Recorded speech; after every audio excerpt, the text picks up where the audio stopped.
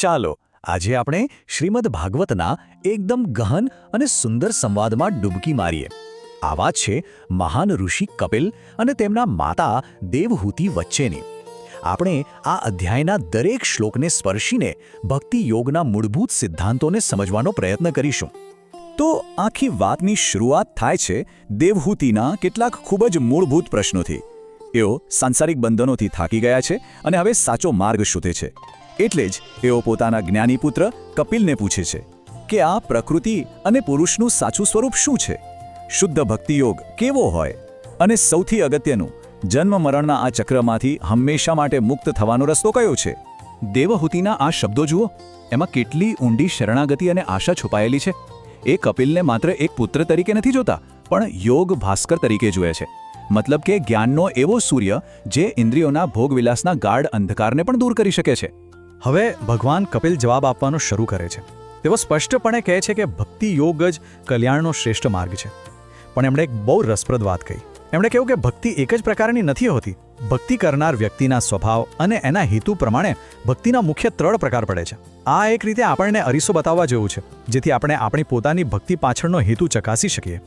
અહીં કપિલ મુનિ ભક્તિનું વર્ગીકરણ 3 ગુણોના આધારે કરે છે. સૌથી પહેલા છે તામસિક ભક્તિ. આમાં ભક્ત હિંસા, દંભ કે ઈર્ષ્યાથી પ્રેરાઈને પૂજા કરે છે. એનો ભાવ ભેદભાવનો હોય છે. પછી આવે રાજસિક ભક્તિ. આમાં ભક્ત કીર્તિ, ધન દોલત કે ઇન્દ્રિય સુખ જેવી દુનિયાવી વસ્તુઓ મેળવવા માટે પૂજા કરે છે. અને ત્રીજી છે સાત્વિક ભક્તિ. આમાં ભક્ત પાપમાંથી મુક્ત થવા, પોતાનું કર્તવ્ય સમજીને કે પછી પોતાના કર્મો ભગવાનને અર્પણ કરવાના ભાવથી ભક્તિ કરે છે. રસપ્રદ વાત એ છે કે આ 3 પ્રકારની ભક્તિમાં પૃથક ભાવ એટલે કે જીવ અને ઈશ્વર અલગ છે એવો ભાવ સામાન્ય હોય છે. તો શું ભક્તિનો અર્થ હંમેશા કોઈને કોઈ હેતુથી જ જોડાયેલો છે?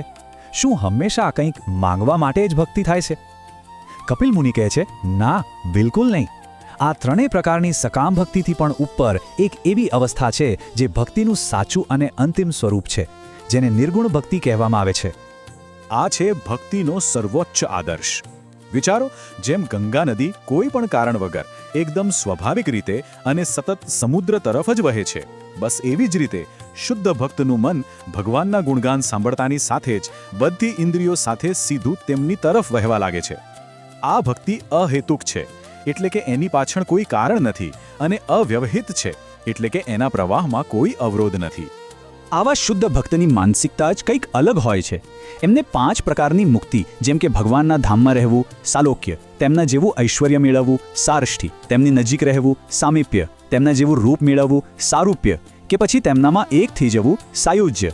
આમાંથી કશું જ નથી જોઈતું. કેમ? કારણ કે એમને જો ભગવાનની સેવા જ ન મળે તો એવી મુક્તિનું શું કામ? બસ આ ભક્તિયોગ દ્વારા જ તેઓ 3 ગુણોથી પાર થઈને બ્રહ્મ સ્વરૂપને પ્રાપ્ત થાય છે. સારું, આ બધી વાતો સમજ્યા, પણ આ શુદ્ધ ભક્તિને રોજિંદા જીવનમાં ઉતારવી કઈ રીતે? હવે કપિલ મુનિ માત્ર સિદ્ધાંતોની વાત નથી કરતા, પણ એ ક્રિયાઓ અને એ દ્રષ્ટિકોણની વાત કરે છે જે આ શુદ્ધ અવસ્થા સુધી પહોંચવા માટે જરૂરી છે. જુઓ, અહીં કપિલ મુનિ એક સંપૂર્ણ જીવનશૈલીની રૂપરેખા આપી રહ્યા છે.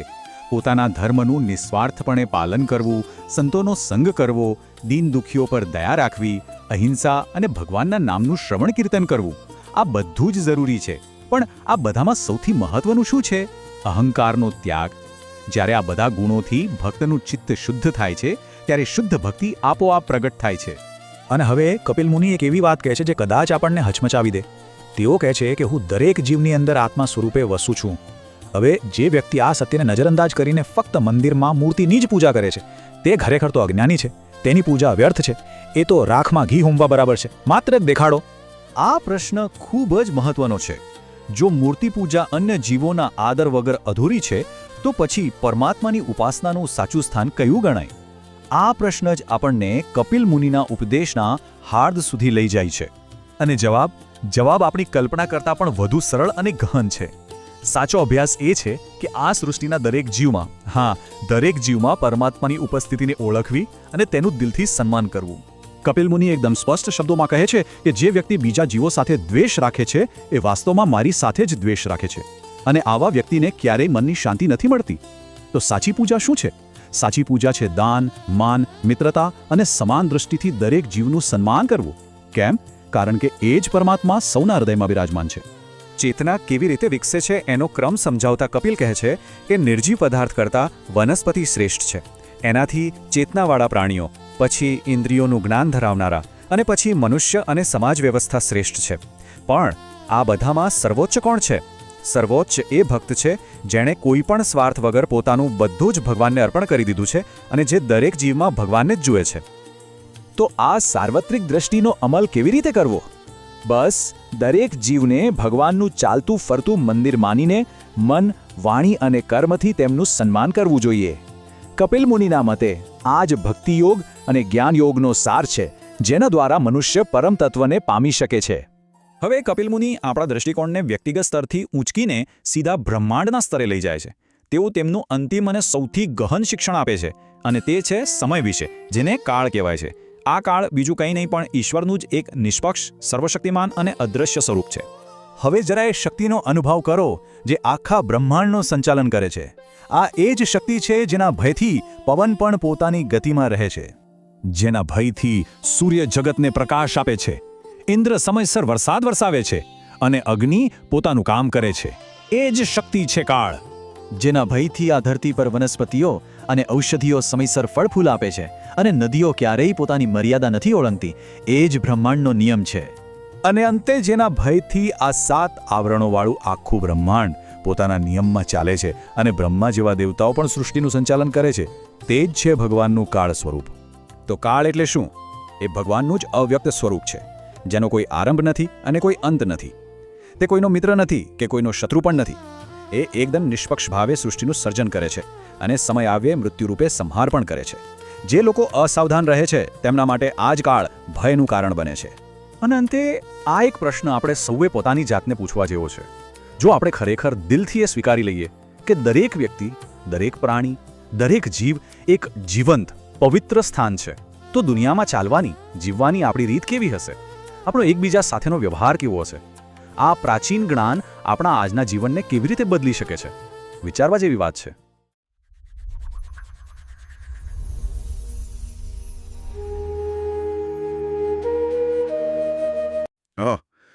માની લો કે એક એવો અરીસો હોય જેની સામે ઊભા રહેવાથી કોઈ વ્યક્તિનો ચહેરો નહીં પણ તેના છુપા ઈરાદાઓ દેખાતા હોય. ઓહ, આ તો ખરેખર એક બહુ જ અસ્વસ્થ કરી દે એવો વિચાર છે. હા, બરાબર ને. એટલે બહારથી એવું દ્રશ્ય હોય કે કોઈ એક વ્યક્તિ ગરીબોને મદદ કરી રહી છે, પણ પેલા અરીસામાં સ્પષ્ટ દેખાય કે આ બધું માત્ર ને માત્ર સમાજમાં વાહવાઈ લૂંટવા માટે અને પોતાની પ્રતિષ્ઠા વધારવા માટે થઈ રહ્યું છે. અને સાચું કહું તો આવો અરીસો જો ખરેખર અસ્તિત્વમાં હોય ને તો કદાચ દુનિયાના સૌથી આદરણીય દેખાતા લોકો પણ તેની સામે ઊભા રહેતા ડરે. બિલકુલ ડરે. કારણ કે જુઓ, માનવ મન એટલું જ જટિલ છે કે તે પોતાના કાર્યોને, ભલે તે ગમે તેટલા પવિત્ર દેખાતા હોય, તેને અમુક છુપા સ્વાર્થથી ઢાંકી દેવાની અદ્ભુત ક્ષમતા ધરાવે છે. સાચી વાત છે. સમાજ તો મોટે ભાગે એવું જ માની લે છે કે જો કાર્ય સારું છે તો તેનો અર્થ એ કે વ્યક્તિનો ઉદ્દેશ્ય પણ શુદ્ધ જશે. પણ વાસ્તવિકતામાં એવું હંમેશા નથી હોતું. એ કાર્ય પાછળનું ચાલકબળ ઘણીવાર માત્ર અહંકાર હોય છે. અને આ જ કારણસર આજના આ ગહન વિશ્લેષણમાં આપણે આ જ મનોવૈજ્ઞાનિક અરીસાનો અભ્યાસ કરવાના છીએ. અને આપણો સ્ત્રોત કોઈ આધુનિક સાયકોલોજીનું પુસ્તક નથી હો. અચ્છા. ના, આ જ્ઞાન આવે છે શ્રીમદ ભાગવતના 3જા સ્કંદના 29મા અધ્યાયમાંથી. આ અધ્યાયમાં માતા દેવહૂતિ અને તેમના પુત્ર એટલે કે મહામુનિ કપિલ વચ્ચેનો એક અત્યંત ઊંડો અને રોમાંચક સંવાદ છે. આ ખરેખર બહુ જ મહત્વનો અધ્યાય છે. હા, એટલે આ ચર્ચાનો આપણો હેતુ એ સમજવાનો છે કે ભક્તિ યોગ વાસ્તવમાં શું છે, પછી માનવ સ્વભાવ કેવી રીતે આપણી શ્રદ્ધાને પ્રદૂષિત કરે છે, અને સૌથી મોટી વાત, આખા બ્રહ્માંડને નિયંત્રિત કરતા અદ્રશ્ય પરિબળ એટલે કે કાળ અથવા સમયની શક્તિ શું છે. બરાબર. હવે આ જ્ઞાનની શરૂઆત થાય છે માતા દેવહૂતિના અત્યંત મૂળભૂત પ્રશ્નોથી. તેઓ પૂછે છે કે પ્રકૃતિ અને પુરુષનું સાચું સ્વરૂપ શું છે? મનુષ્ય ભૌતિક આસક્તિઓમાંથી વૈરાગ્ય કેવી રીતે પ્રાપ્ત કરી શકે? અને સૌથી અગત્યનો પ્રશ્ન એ છે કે ભક્તિ યોગનો સાચો માર્ગ કયો છે? બરાબર. અરે ખબર છે, આ પ્રશ્નો પૂછતી વખતે તેઓ કપિલ મુનિને યોગ ભાસ્કર તરીકે વર્ણવે છે. એટલે કે યોગના સૂર્ય, જેમના જ્ઞાનથી અજ્ઞાનનો ગાઢ અંધકાર દૂર થાય છે. અહીં મને જે સૌથી રસપ્રદ બાબત લાગી ને તે એ છે કે આટલા ગહન પ્રશ્નોના જવાબમાં કપિલ મુનિ સીધા ધાર્મિક ઉપદેશો આપવા નથી લાગતા. હા, એ બહુ નોટિસ કરવા જેવું છે. તેના બદલે તેઓ માનવ મનોવિજ્ઞાનનું જાણે કોઈ સર્જનની જેમ વિચ્છેદન કરે છે. તેઓ સમજાવે છે કે મનુષ્યના 3 મુખ્ય ગુણો છે: તામસિક, રાજસિક અને સાત્વિક. અને કોઈ વ્યક્તિ મંદિરમાં જઈને કેવા પ્રકારની પ્રાર્થના કરે છે ને, તે સંપૂર્ણપણે આ 3 ગુણો પર આધારિત છે. એટલે આ શ્લોક 1 થી 10માં આ ગુણોનું બહુ જ વિસ્તૃત વર્ણન છે. હા, જુઓ, સૌથી પહેલા આવે છે તામસિક ભક્તિ. અચ્છા. આ કક્ષામાં એવી વ્યક્તિઓ આવે છે જેમના મનમાં હિંસા, દંભ, ઈર્ષા અને ક્રોધ ભરેલા હોય છે. એટલે આવી વ્યક્તિઓ જ્યારે ઈશ્વરની આરાધના કરે છે ને, ત્યારે પણ તેમનો મૂળ હેતુ બીજાનું નુકસાન કરવાનો જ હોય છે. ઓહ, એટલે પૂજા કરતા હોય પણ મનમાં કોઈ શત્રુના વિનાશની કામના ચાલતી હોય. બિલકુલ, આ તામસિક વૃત્તિ છે. હા, આ તો એકદમ સ્પષ્ટ છે કે આ બહુ જ નકારાત્મક છે. પણ હવે જે બીજો પ્રકાર છે ને, રાજસિક ભક્તિ, એ બહુ સમજવા જેવો છે. હા, એમાં કેવું હોય કે વ્યક્તિ કીર્તિ, ઐશ્વર્ય કે સત્તા મેળવવાની લાલસાથી ભક્તિ કરે છે. બરાબર છે. જો આને આજના સમયના વ્યવહારિક ઉદાહરણ સાથે જોડીએ તો સમાજમાં એવા ઘણા દાખલા જોવા મળે છે જ્યાં લાખો રૂપિયાનું દાન આપવામાં આવે છે, પણ શરત એ હોય છે કે હોસ્પિટલ કે શાળાની સૌથી મોટી તકતી પર તેમનું નામ કોતરાયેલું હોવું જોઈએ. સાચી વાત છે. તો હવે આ ખરેખર નિસ્વાર્થ સહાય છે કે પછી પોતાની જાતને અન્યથી અલગ અને મહાન સાબિત કરવાનો એક રસ્તો? રાજસિક વૃત્તિનું આ એકદમ સચોટ ઉદાહરણ છે. એટલે અહીં કાર્ય ગમે તેટલું લોકકલ્યાણકારી લાગતું હોય, પણ તેની પાછળનો ઈરાદો સામાજિક સ્વીકૃતિનો જ છે. બરાબર છે. આ પ્રકારની ભક્તિમાં વ્યક્તિ પોતાને સામાન્ય લોકોથી ઉચ્ચ માને છે. હવે આનાથી ઉપરનું સ્તર આવે છે સાત્વિક ભક્તિનું. અચ્છા. સાત્વિક વ્યક્તિ પોતાના પાછલા કર્મોનો નાશ કરવા માટે અથવા તો ઈશ્વરની પૂજા કરવી એ પોતાની પવિત્ર ફરજ છે એવું સમજીને કર્મો અર્પણ કરે છે. હવે જુઓ, આ સાત્વિક ભક્તિ તો બહારથી સંપૂર્ણપણે પવિત્ર અને આદર્શ જ લાગે છે ને. કોઈ વ્યક્તિ માત્ર પોતાની ફરજ સમજીને ઈશ્વરને બધું અર્પણ કરે છે, તેમાં ખરાબ શું હોઈ શકે? બહારથી ભલે તે આદર્શ લાગે, પણ કપિલ મુનિ એક બહુ જ સૂક્ષ્મ મનોવૈજ્ઞાનિક ખામી તરફ ધ્યાન દોરે છે. કેવી ખામી? આ ત્રણેય એટલે કે તામસિક, રાજસિક અને સાત્વિક ભક્તિ, આ ત્રણેયમાં એક સમાન અને મૂળભૂત ખામી રહેલી છે, જેને ભિન્ન દૃષ્ટિ કહેવાય છે. ભિન્ન દૃષ્ટિ એટલે કે અલગ જોવાની વૃત્તિ. બરાબર. ભિન્ન દૃષ્ટિ એટલે પોતાને, ઈશ્વરને અને દુનિયાને અલગ અલગ અસ્તિત્વ માનવાની માનસિકતા. ઓહ, એટલે કે હું એક અલગ જીવ છું, ઈશ્વર ક્યાંક દૂર આકાશમાં બિરાજમાન છે અને આ બાકીની દુનિયા મારાથી ભિન્ન છે. સમજી ગયો. જ્યાં સુધી મનમાં આ ભેદભાવ અને અલગપણાનો અહંકાર જીવંત છે ને, ત્યાં સુધી વ્યક્તિના કર્મો સંપૂર્ણપણે શુદ્ધ થઈ શકતા નથી. આ ભિન્ન દ્રષ્ટિ અહંકારનું જ એક સૂક્ષ્મ સ્વરૂપ છે, જે સાત્વિક ભક્તિમાં પણ છુપાયેલું રહે છે. તો પછી જો આ ત્રણેય પ્રકારની ભક્તિ અપૂર્ણ છે, તો પછી સંપૂર્ણ શુદ્ધ ભક્તિ કોને કહેવાય? કોઈ એવી સ્થિતિ તો હશે જ ને જ્યાં અહંકાર સાવ શૂન્ય થઈ જતો હોય? હા, બિલકુલ છે. શ્લોક 11 થી 14 આ સંપૂર્ણ શુદ્ધ સ્થિતિને નિર્ગુણ ભક્તિ તરીકે ઓળખવામાં આવી છે. નિર્ગુણ એટલે ગુણોથી પર? હા, નિર્ગુણ એટલે ગુણોથી પર. આ ભક્તિ કોઈ પણ કારણ વિનાની હોય છે, જેને શાસ્ત્રોમાં અહેતુક્ય કહેવામાં આવે છે, એટલે કે તેમાં કોઈ હેતુ નથી હોતો. બરાબર. આ ભક્તિ અખંડ હોય છે અને આને સમજાવવા માટે ગ્રંથમાં ગંગા નદીના જળનું બહુ જ સુંદર ઉદાહરણ આપવામાં આવ્યું છે. હા, મેં વાંચ્યું છે. એ ગંગાનો પ્રવાહ જે રીતે પર્વતોમાંથી નીકળીને કુદરતી રીતે કોઈ પણ અપેક્ષા વિના સીધો સમુદ્ર તરફ જ વહે છે, તે જ રીતે નિર્ગુણ ભક્તનું મન સતત અને સ્વાભાવિક રીતે ઈશ્વર તરફ ખેંચાયેલું રહે છે. આમાં કોઈ શરત નથી હોતી, રાઈટ? એકદમ સાચું.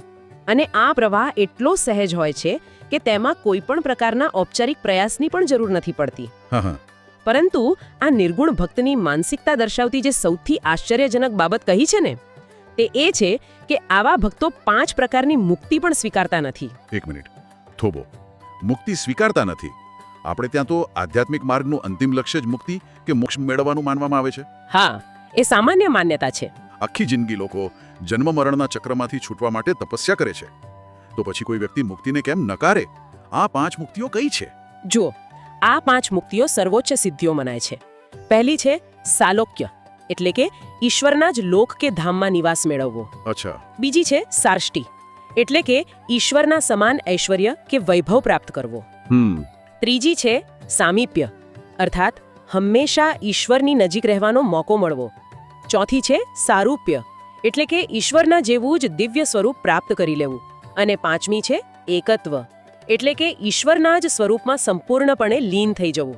આ બધી જ મુક્તિઓ તો કોઈ પણ આધ્યાત્મિક સાધકનું સપનું હોઈ શકે. છતાં આનો અસ્વીકાર કરવા પાછળનું તર્ક શું છે? તર્ક એ છે કે આ મુક્તિઓમાં પણ ક્યાંક ને ક્યાંક વ્યક્તિનો પોતાનો ફાયદો છુપાયેલો છે. ઓહ. હા, એટલે કે મને ઈશ્વરના લોકમાં રહેવા મળે, મને ઐશ્વર્ય મળે, આમાં કેન્દ્રમાં હજુ પણ ભક્તનો પોતાનો અનુભવ જ છે ને. હા, સાચી વાત છે. એટલે પોતાનો સ્વાર્થ આવી ગયો. બિલકુલ. જ્યારે સાચો નિર્ગુણ ભક્ત સંપૂર્ણપણે નિસ્વાર્થ હોય છે. જો આમાંથી કોઈ પણ મુક્તિ સ્વીકારવાથી તેની પ્રભુ પ્રત્યેની સેવામાં રૂકાવટ આવતી હોય ને, તો તે શાશ્વત શાંતિને પણ ઠુકરાવી દે છે. શું વાત કરો છો! આ ખરેખર ધર્મ અને ભક્તિની વ્યાખ્યાને પલટી નાખે છે. સામાન્ય વ્યવહારમાં ધર્મ જાણે એક પ્રકારનો વ્યાપાર બની ગયો છે. હા, એવું જ થઈ ગયું છે. શરતો મુકાય છે કે જો મારું અમુક કામ પાર પડી જશે તો હું આટલા રૂપિયાનું દાન કરીશ કે મંદિરે જઈશ. આનાથી વિપરીત નિર્ગુણ ભક્તિ કહે છે કે સાચો પ્રેમ બદલામાં કંઈ પણ માંગતો નથી, મોક્ષ પણ નહીં. ધાર્મિક સોદાબાજી અને સાચા સમર્પણ વચ્ચેનો આ જ તો મૂળ તફાવત છે. પણ મને એક પ્રશ્ન થાય છે. આ આદર્શવાદ સાંભળવામાં બહુ સારો લાગે છે, પણ વ્યવહારિક જીવનમાં આ કેવી રીતે શક્ય છે? આધુનિક અને અસ્તવ્યસ્ત દુનિયામાં જીવતી કોઈ સામાન્ય વ્યક્તિ આટલી ઉચ્ચ કક્ષાની ભક્તિ કેવી રીતે પ્રાપ્ત કરી શકે? શું આ માટે બધું છોડીને સંન્યાસ જ લેવો પડે?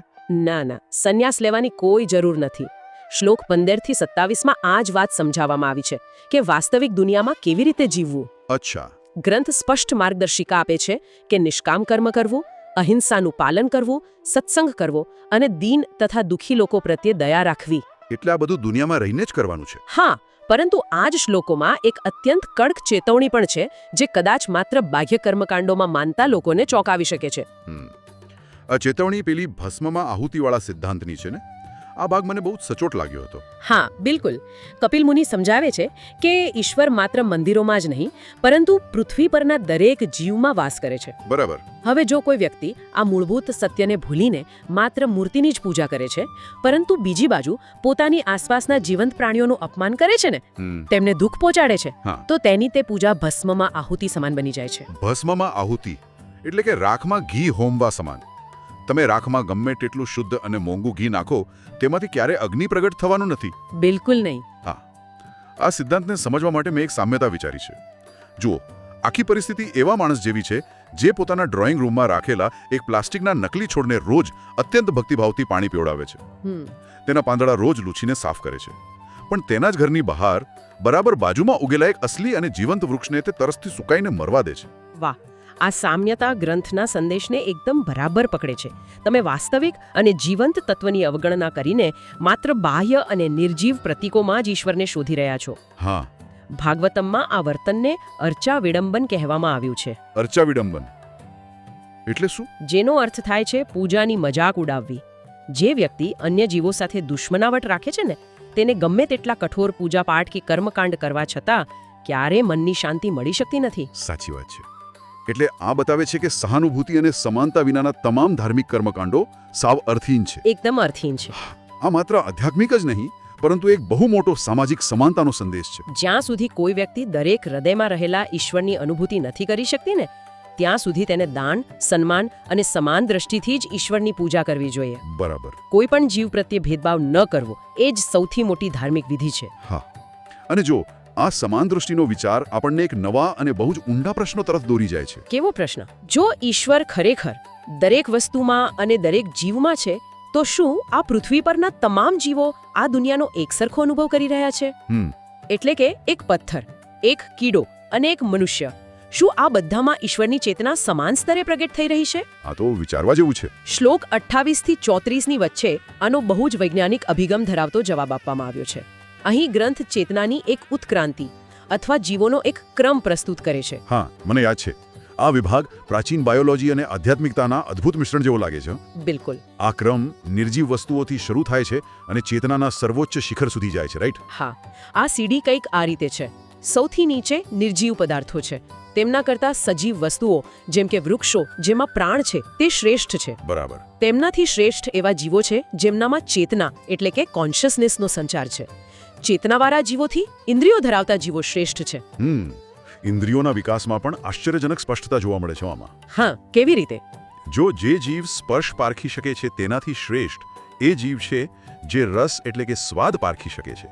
સ્વાદ પારખનારા કરતા ગંધ પારખનારા શ્રેષ્ઠ છે. તેમનાથી શબ્દ કે ધ્વનિ સાંભળનારા અને તેમનાથી શ્રેષ્ઠ રૂપ કે આકાર પારખનારા જીવો છે. પણ મને એ નથી સમજાતું કે આ ચોક્કસ ક્રમ પાછળનું કારણ શું હોઈ શકે. શા માટે સ્વાદ એ સ્પર્શ કરતા ઉચ્ચ કક્ષાની ચેતના છે? બહુ સરસ પ્રશ્ન છે આ. આ ક્રમ ચેતનાની બ્રહ્માંડ સાથે પ્રત્યાયન કરવાની એટલે કે કમ્યુનિકેટ કરવાની ક્ષમતા દર્શાવે છે. અચ્છા. સ્પર્શ માટે તમારે વસ્તુના સીધા સંપર્કમાં આવવું પડે છે, પરંતુ ગંધ, ધ્વનિ કે રૂપ પારખવા માટેનું અંતર વધતું જાય છે. ઓ જેમ જેમ ઇન્દ્રિયો સૂક્ષ્મ થતી જાય છે ને હા તેમ તેમ જીવની આસપાસની દુનિયાને સમજવાની અને ગ્રહણ કરવાની ક્ષમતા વિશાળ બને છે. આ તો અદ્ભુત લોજિક છે. અને જુઓ, ઇન્દ્રિયો પછી શારીરિક રચનાના આધારે પણ ક્રમ આપ્યો છે.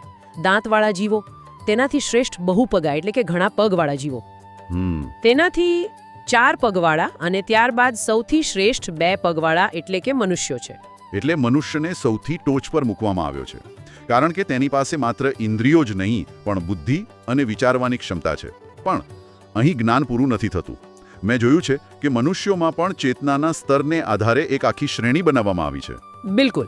મનુષ્યોમાં બ્રહ્મણ એટલે કે જે જ્ઞાનના માર્ગે છે તે શ્રેષ્ઠ છે. બરાબર. તેનાથી શ્રેષ્ઠ તે છે જે વેદોને જાણે છે. માત્ર જાણનાર કરતાં વેદનો અર્થ સમજનાર ઉચ્ચ છે. તેનાથી પણ શ્રેષ્ઠ તે છે જે સંશયો કે શંકાઓ દૂર કરવાની ક્ષમતા ધરાવે છે. ત્યારબાદ નિષ્કામ કર્મ કરનાર વ્યક્તિ આવે છે. તેનાથી ઉચ્ચ તે છે જે સંગમુક્ત છે, એટલે કે જેને કોઈ પણ પ્રકારની ભૌતિક આસક્તિ નથી.